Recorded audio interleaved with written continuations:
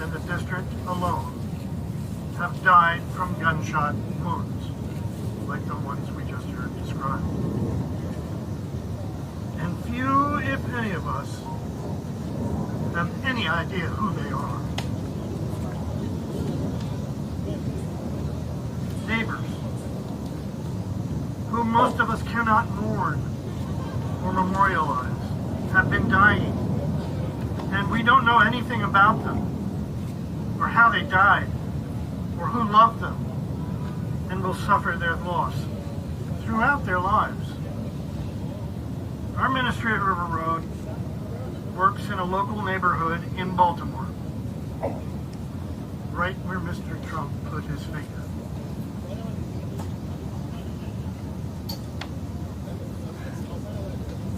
And another human being was shot over the past week.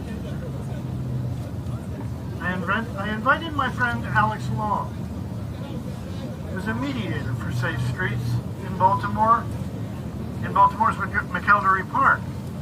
Baltimore has a lot of small neighborhoods. To come to this vigil and share his experience of his grief at losing his sister to gunshots just a few years ago. But Alex is busy helping pull his neighborhood back together after the shooting this weekend, and so he couldn't make it. I wish he were here, and I wish I were there.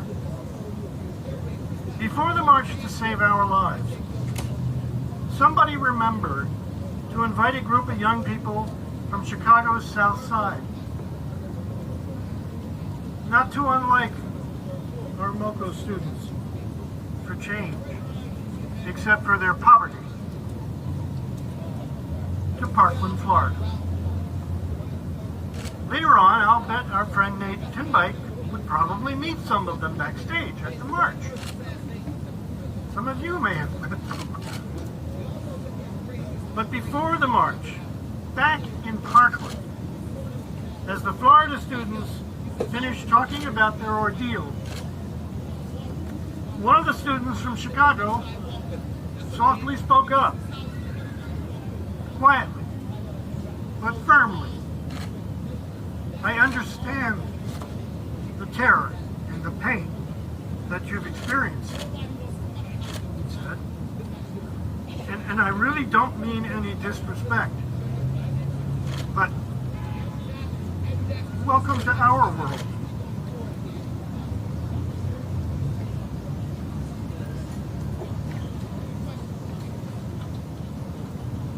And so as I stand here in the place of a black man who is attempting to hold his community together, a brother whose sister is one of the tens of thousands very real human beings murdered every year in our cities, I ask you to welcome the people of McElderry Park, of Baltimore's east and west sides, from the east side of D.C., and all our cities. Welcome them here to our world in McElderry Park, in Lafayette Park. Well, I don't know. Welcome them here to our world in Lafayette Park. We can begin to do that by sharing with me and Alex, we're here, a moment of silence to remember those who are dying, to hold their loved ones in our hearts as they pass, and work as hard to remove the causes of their deaths as we work to make our children, our families, our communities, all of us, safe from gun violence. We have 30 seconds of silence.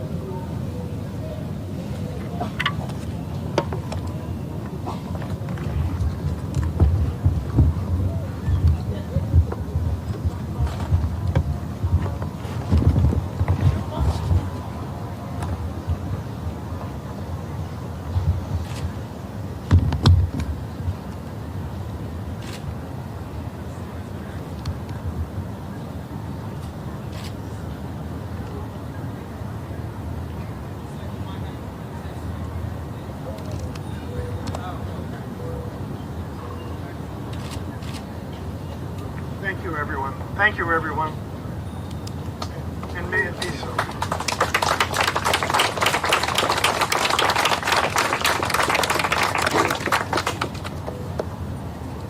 All right, now we're going to have Danny Miller, who is actually a former co-president of Montgomery County Students for Change, which is the organization that is doing this vigil right now. Danny?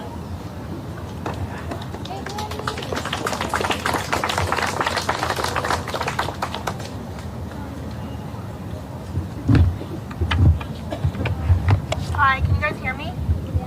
Okay.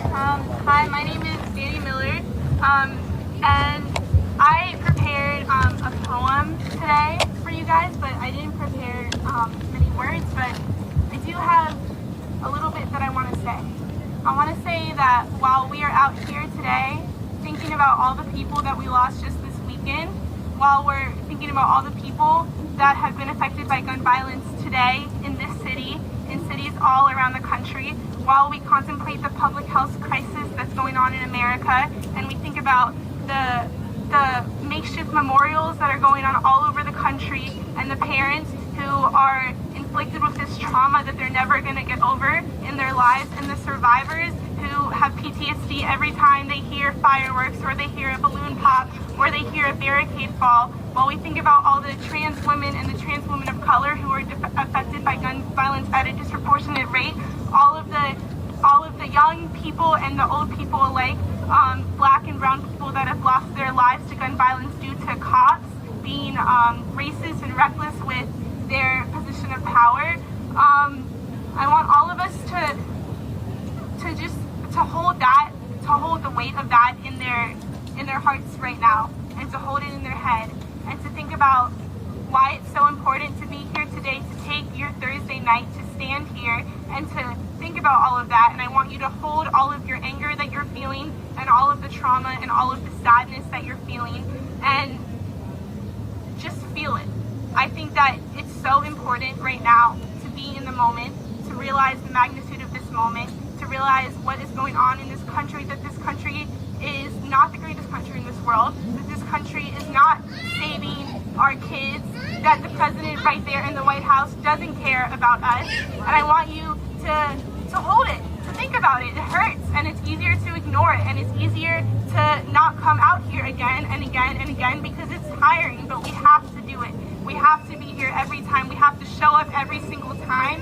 And as important as it is to show up and to be angry and to feel enraged, it's just as important to, if not more, to remember the victims, and remember all the lives taken, and remember that they were full human beings with families and with futures, and they're not here today. And we're here right now, but they're not, and that's not fair. And that's not okay, and we can't accept that. So without further ado, I'm going to read a poem that I wrote with my friends from the DC Slam team. So thank you. In 1791, the First Amendment freedoms are adopted. The Second Amendment was written before the ink got a chance to dry. If one gives me my voice and the other cuts off my tongue, it doesn't matter who you were to a bullet. My First Amendment, my freedom. My Second Amendment restricts my freedom. It doesn't matter who you were to a country. This country gives AR-15s to men with fragile egos. Give a butthurt boy a gun, and my high school transforms to hunting ground. Here, being a woman means choosing between ownership and survival. Means letting him make an entrance of me so he won't make an exit wound later. He asks me to dance, and his trigger fingers grab my hands too tight. He invites me inside, and tomorrow's headline writes itself, "Rookie cop fails firearms training." Rookie cop given a gun anyways. Takes away a black child's right to live, and even though he was clearly 12, black people don't get to actually act their age. It's always a game until somebody dies. Even when somebody dies, sidewalk chalk turned chalk outlines, basketball game turned blacktop burial, TV screens flooded with mass shooters, white men with red beards and blue eyes, trying to protect a country where massacre is stitched directly into the flag, each star a bursting bullet. One stripe for the bloodshed and the other for the ones that get away. I grew up knowing casual violence as commonplace. Learned to interpret his backhand as love, a cop's hand on his holster as law, faith as a weapon. I am scared to find out what happens when the men who like me replace their fist with the pull of a trigger. We often forget the fist and the heart are the same size, but they do not beat the same. I fear that I am next. What can I say anymore? Except when the girls who wanted to change the world are murdered. What lines from our poems will they use on our obituaries? An artist convinced his community to donate weapons to his studio. He crafted them into musical instruments. Now drums play the rhythm of a heartbeat. Guitars strum chords of deep breaths. Trumpets blare songs instead of sirens. Turned weapons that once took lives into tools that blow life back into bodies. Took the note of bullet and played music instead of wars. Chose the rhythm of a heartbeat over the rhythm of bullets. Played like so many children didn't get the chance to. Live because so many people couldn't. Because sometimes the greatest protest is just being alive. Thank you.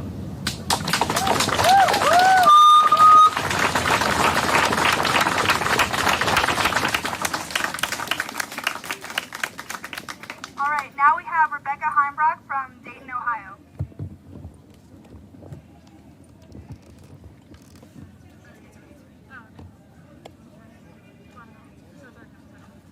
Hi, can everyone hear me? Okay. Hello. My name is Rebecca Heimbrock. I'm 16 and I am from Dayton, Ohio. I grew up in Ohio. My earliest memories consist of spending hazy summers with my sister having lemonade stands. Simply put, Dayton is my home. This weekend, a gunman entered Ned Pepper's bar in Dayton and shot and killed 9 people. 9 people, with many others injured in the span of 60 seconds. 9 people. 9 sisters, 9 brothers, mothers and fathers, friends and family, taken from this earth within a matter of seconds.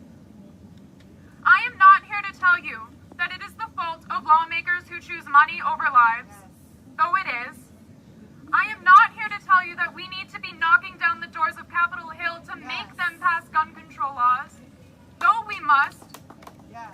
I am here to ask you, to beg of you, do not forget Dayton.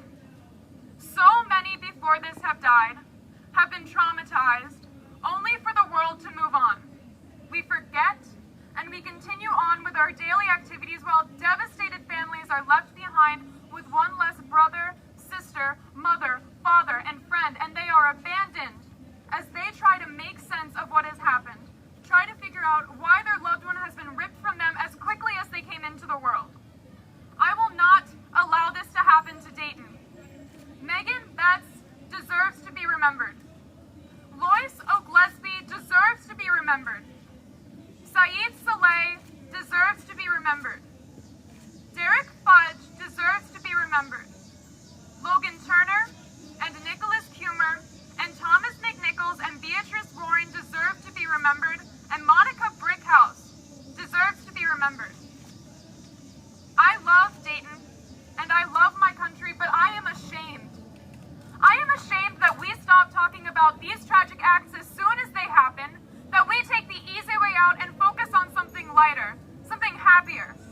The families of the victims do not have that option. So neither should we. This weekend, we saw the worst of America. Now it is up to us to be the best of America. Thank you.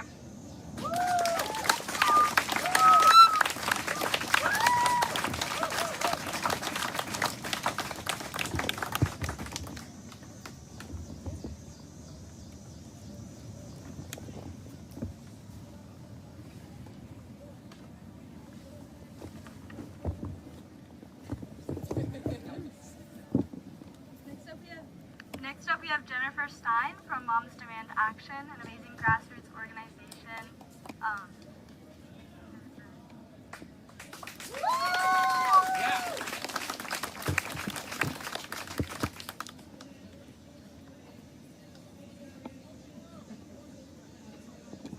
It's fine. Everyone can hear me? I'm Jennifer Stein, and I'm the Montgomery County local group leader for Moms Demand Action for Gun Sense in America. This past weekend, I joined nearly 2,000 of my fellow volunteer leaders, moms and students from all across the country right here in Washington, D.C. to learn more about how to prevent gun violence in our communities. We were together when we heard about the tragedy in El Paso and woke up to the news in Dayton. In between those two mass shootings, many of us took to the streets in protest. Woo! It wasn't planned in advance. But like MoCo Students for Change Tonight, this wonderful group that's in Montgomery County, we knew we had to do something to honor the victims and survivors. We were reeling and emotional, and we were and are still angry. Our hearts are with the victims, their families, and loved ones, and all those affected by these tragic shootings. These families became members of a club that no one wants to join. The millions of Americans whose lives have been forever altered by gun violence. Every single day, 100 Americans are shot and killed, and hundreds more are wounded. This is so much more than mass shootings.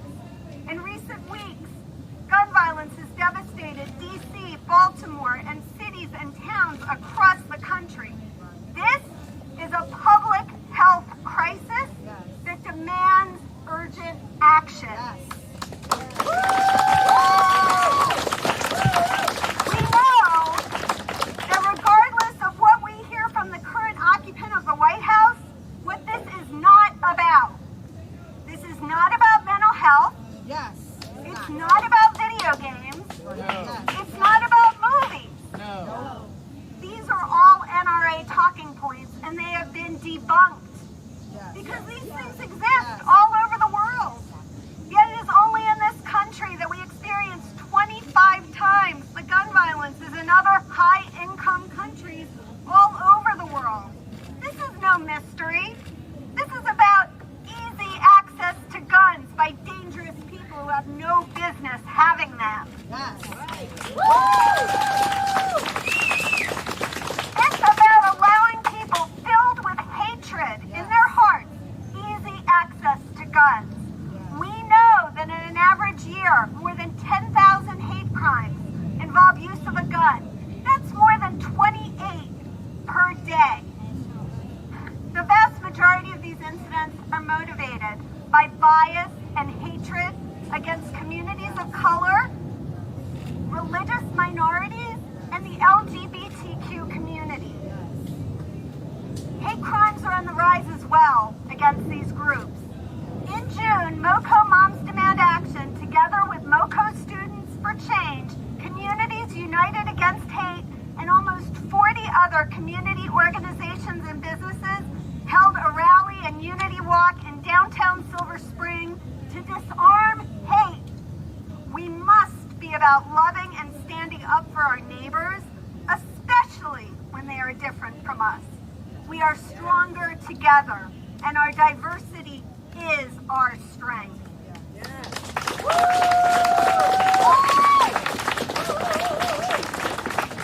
We hear about mass shootings in seemingly random public spaces and are horrified, even as we know that gun violence has become a defining feature of daily American life. In fact, gun violence happens everywhere and includes suicide, homicide, domestic violence, unintentional shootings, and school shootings. Gun violence is the second leading cause of death among American children and teens, and the first leading cause of death among African American children and teens. Which brings me to this ribbon that I'm wearing.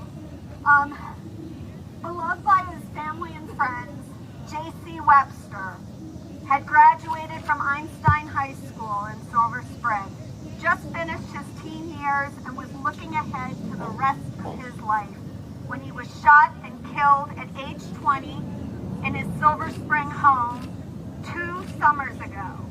My dear friend, J.C.'s mother, Giselle, has spent the past 2 years fighting to keep J.C.'s memory alive and to make changes to prevent other mothers from having to bury their sons. She is a living testament to JC's motto, I may not change the world, but I want to inspire many.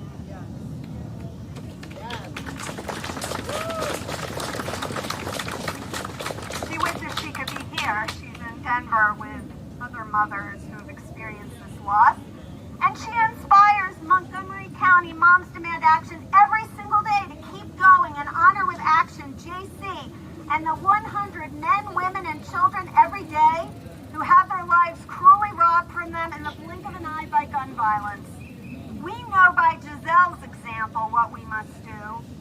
We must fight to protect our families. We must fight to protect our communities. We must fight to prevent gun violence in all forms. Not fighting is simply not an option. And so there are some things that you can actually do right here, right now, to take action. And if you have your phone and you have texting capability, I'm asking that you do at least one of the following things. Text READY, R-E-A-D-Y, READY to 64433 to join the local group of Moms Demand Action. And if you're a student, you can text STUDENT to 64433 to join Students Demand Action.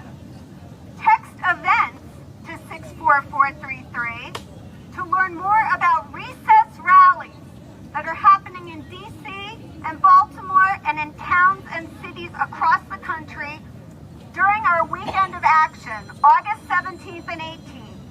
On the 17th, we will be marching and rallying in Baltimore from 3 to 6 p.m. The Senate may not be willing to come back to D.C. during their summer recess, but that doesn't mean we can't make a lot of noise and tell them what we want them to do in September.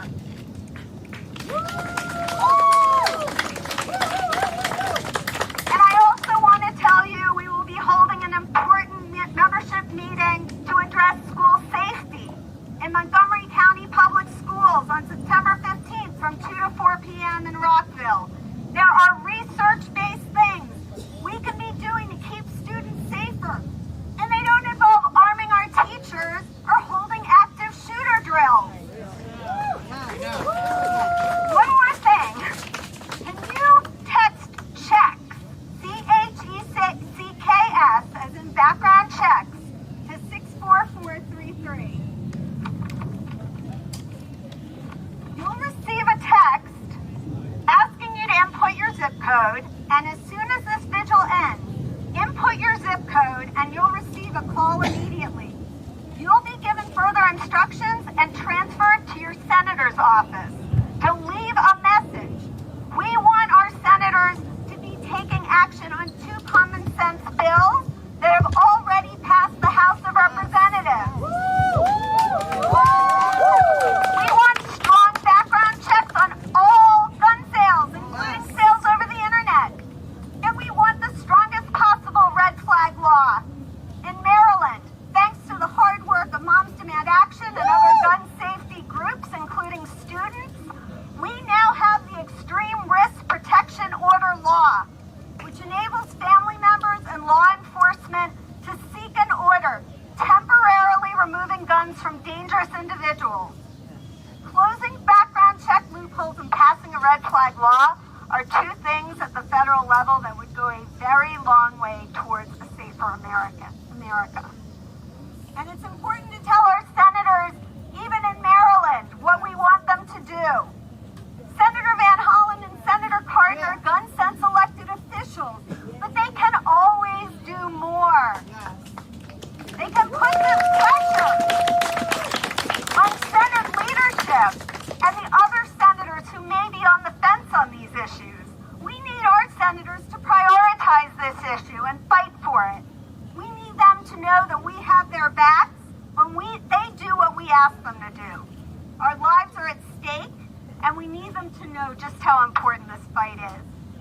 And then finally, the single most important thing you can do to affect change on this issue is register to vote and vote in every single election.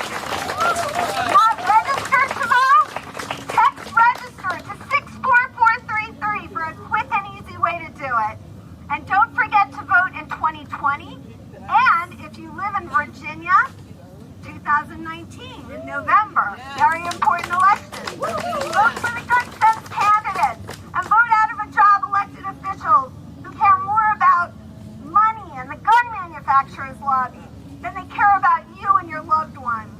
We the people put them into a position of power. We the people can throw them out of office. And that's what we the people must do up and down the ballot. Thank you.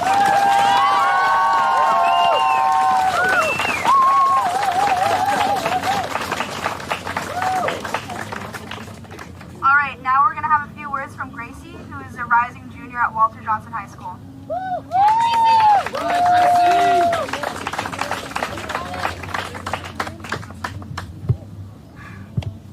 I want to honor and remember all those who lost their lives so senselessly in Gilroy, Chicago, Dayton, and for me, especially in El Paso, where so much of mi familia lives. I want to scream in anger that these communities are suffering these tragic losses. I want to know how to fix this now, but I don't know how, and it breaks my heart. I ask all of us to take in our moments of anger and grief. I know I'm scared and angry right now, but I cannot have been as scared as my uncle who was in the store at the shooting and so many others. Thank goodness he's safe, but there are so many who aren't. And that's never going to be okay. In such a time of grief, I ask that we all shine a light in our community. As small as your action may be, I suggest that we come together, una comunidad, wherever you are. One of the people that has inspired me most in this particular time of tragedy is Ruben Gutierrez, a kid who's only in 6th grade. He lives in El Paso, and he's challenging everyone to do 20 good things. It will never offset this tragedy. It won't bring the kids back to their families. It won't bring back viejitas and viejitos who are with their little kids school shopping. It's not. But if we can keep moving forward in the world with good intentions and just keep spreading love and goodness and don't be dissuaded, I think we can make a really big impact. Also, my tia says thank you for all coming out tonight.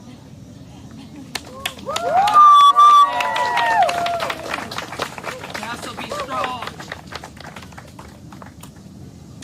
All right, I'm going to do a few closing remarks. I just want to say thank you again to everyone who came out tonight. This is really important and powerful that we're all here standing as a community. Oh, and by the way, my name is Claire. I'm one of the co-presidents of the organization. Hello. Hello. Good job, Claire. We're in a time where choosing comfort over action is lethal. We're in a time where complacency has cost us human lives. So now is not a time to make ourselves feel better. It is a time to honor those who have been lost. We need to come together as a community. We need to allow ourselves to return to the heart of our humanity.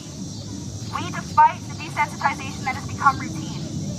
We need to understand that real human beings are perishing for preventable reasons. We need to feel that pain. We need to feel it. And from there, we need to fight. And we cannot stop fighting. We will honor our brothers and sisters who we have lost by refusing to stay silent. We must be the voice for those who can no longer fight.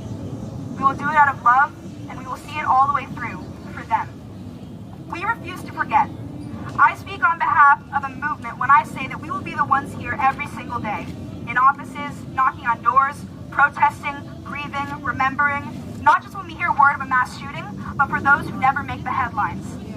We will do it for those we have lost, and we will continue to fight until not one more life is taken. Enough is enough. Thank you so much.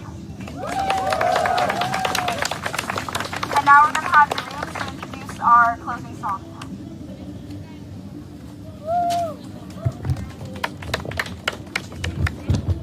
Hello everyone. Me and a couple friends from a couple different schools are now going to be singing Amazing Grace. Sing along if you know the lyrics. Hum if you